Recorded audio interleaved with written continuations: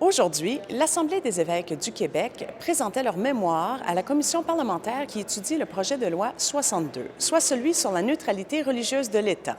Y étaient présents M. le cardinal Lacroix de Québec, Monseigneur Christian Lépine, archevêque de Montréal, et Monseigneur Paul Lortie, président de l'Assemblée des évêques du Québec.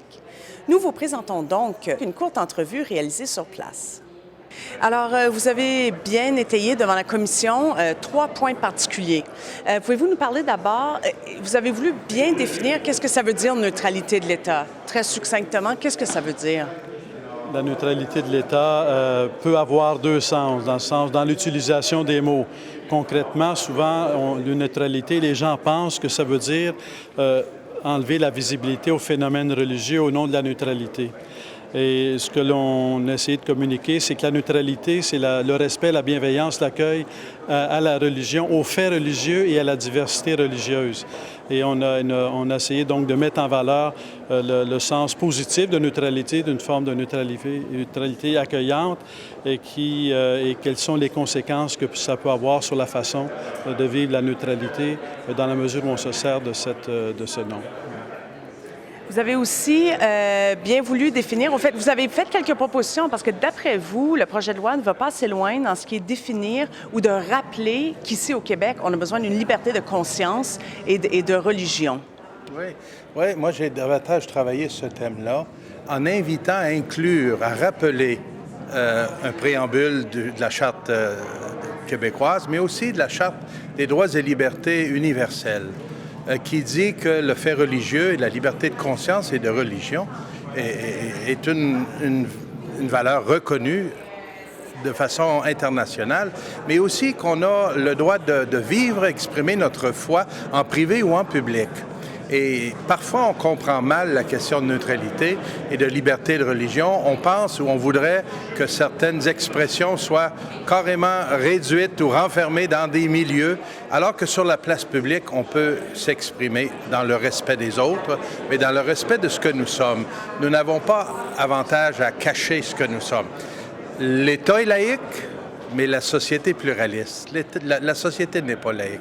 La société est composée de personnes de toutes les croyances et des incroyances. Et cela mérite d'être respecté dans une démocratie. Et ce pluralisme va en grandissant? Oui, alors c'est ça, c'est important de prendre conscience que cette réalité du pluralisme, c'est pas seulement notre héritage, le passé. Il y a aussi, même par rapport aux bâtiments, au niveau de l'organisation, de nouvelles réalités du patrimoine. On le voit, et c'est pas à cause de Monseigneur Lacroix, mais la porte sainte qu'on a à la cathédrale de Québec en 2013, c'est quelque chose qui est... Il y en a 7 dans le monde entier. Alors, il faut tout de même penser que c'est tout de même important. La bonification importante qu'on a apportée à l'Oratoire Saint-Joseph à Montréal, ça nous montre qu'il y a un progrès et ça change. Et en même temps, le pluralisme, c'est aussi à l'égard d'aujourd'hui. Quand on vient de la Pologne, c'est tout de même important de voir que le pape François vient de faire. Il y a des millions de jeunes adultes qui ont participé et des milliers de jeunes adultes du Québec qui ont. Donc, le paysage du pluralisme québécois et religieux se modifie et on apprend à en vivre ensemble. Et en même temps, on voit, avec l'arrivée d'immigrants au Québec, il y a des gens qui ont d'autres religions. Et le paysage, la courte pointe devient encore plus varié de constater qu'il peut y avoir davantage de musulmans et il faut apprendre à vivre ensemble parce qu'il va y en avoir toujours de nouveaux. Alors, c'est de prendre conscience que c'est un enrichissement, le pluralisme. C'est bon pour le passé, c'est toute notre histoire.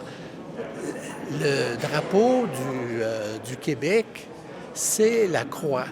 Et c'est aussi la fleur de lys pour nous rappeler notre langue française, mais en même temps notre héritage de foi. Alors, il y a beaucoup d'éléments qui sont importants et qui vaut la peine de promouvoir. Mais pour que cela se réalise, c'est toujours cette toile de fond. Il faut assurer la liberté de conscience et de religion. C'est fondamental. Est-ce que vous sentez que votre intervention et votre mémoire a été bien reçue par la commission parlementaire? Moi, je trouve qu'on a eu des questions très intéressantes, très intelligentes, qui ont vu... D'abord, on a vu qu'ils avaient lu notre mémoire et qu'ils ont compris le sens de notre intervention. Toute la question de la neutralité que Monseigneur Lépine a exprimée leur a apporté un éclairage. Ils ont posé des questions, moi, je trouve, qui étaient fort pertinentes. Et je vois que c'est un travail en profondeur qu'on est en train de faire avec cette commission. Et en même temps, moi, je vois que avant, pendant et après, on a eu de belles confidences de la part des gens sur tout le phénomène, de voir comment la foi a été quelque chose qui a assuré un développement social communautaire extraordinaire au niveau santé, de l'éducation. Et la reconnaissance que ces gens qui travaillent à l'Assemblée nationale m'ont apporté, ça montre qu'ils ont une mémoire vive de ce que l'Église a apporté au Québec. Bien, merci. Merci de nous représenter auprès de l'Assemblée nationale. Merci beaucoup.